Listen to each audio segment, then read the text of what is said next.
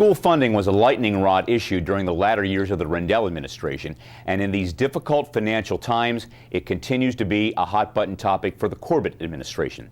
Let's spend a few minutes on the subject with State Representative Will Tallman, a member of the House Education Committee. Representative, many people would find it hard to believe that the current funding formula for our schools does not take into account school population. Is that the biggest problem with the whole idea of funding our schools? I believe, especially us in the south central part of the state, that is a huge issue with the school funding formula. The school funding formula is inequitable. Even though the costing out study that was done in 2008 said we're going to get to equitable funding for all school districts across the state, I'm going to be long gone and we'll never see equitable funding. So what I am proposing is I want to change the funding formula to reflect what's called the average daily membership, which is the student population. And those growing school districts, which we're part of here in south central Pennsylvania, those growing school districts will get funding commensurate with their additional student growth. And it only seems logical that we would fund based on the number of students you were teaching.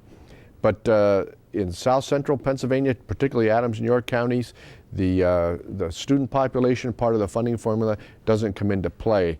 And I find that very frustrating. So I'm going to change that funding formula. So in other words, with the number of people, they say, that are working in Maryland, living in Pennsylvania, as that number continues to grow up, as it has for the last number of years, the money is not there to support that increased population. Right. And we changed the funding formula back in 1991, which was incorrect. It was called the Equalized Subsidy for Basic Education, and it's called the ADM.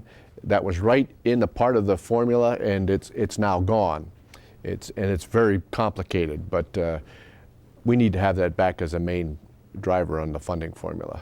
An important point we should make, and kind of take a step back here, is the last few years the Rendell administration pleaded that we need more money to increase education.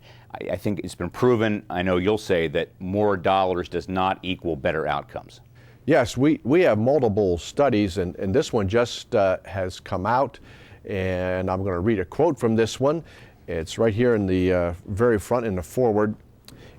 Despite the commonly held belief that higher spending is correlated with higher test scores, the evidence does not support this in Pennsylvania as measured by 11th grade math and reading scores from 2004 through 2010.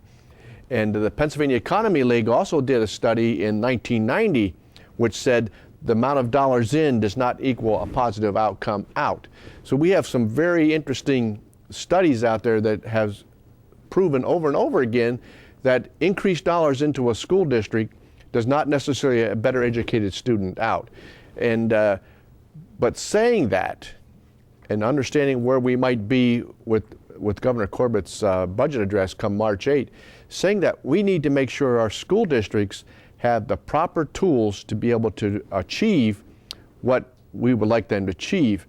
And one of them is teacher evaluation, which is totally lacking as an objective measure as done by our school districts. That all the teachers are at the high end, they're rated satisfactory, and having done evaluations for my staff when I worked for private industry and being evaluated myself, everybody doesn't do a good job. In other words, treat it like it's just another job, correct? Right, just be evaluated just like you would be evaluated in a manufacturing plant, and that's not happening with our teachers. They're all being up at the high end of the evaluations, and of course that helps with the pay increases that they're getting. And so we need to drive that, and I'm probably going to be introducing a bill on changing how we do teacher evaluation. If you have questions on this or any other topic, Representative Tallman's contact information will be on the screen in a few seconds.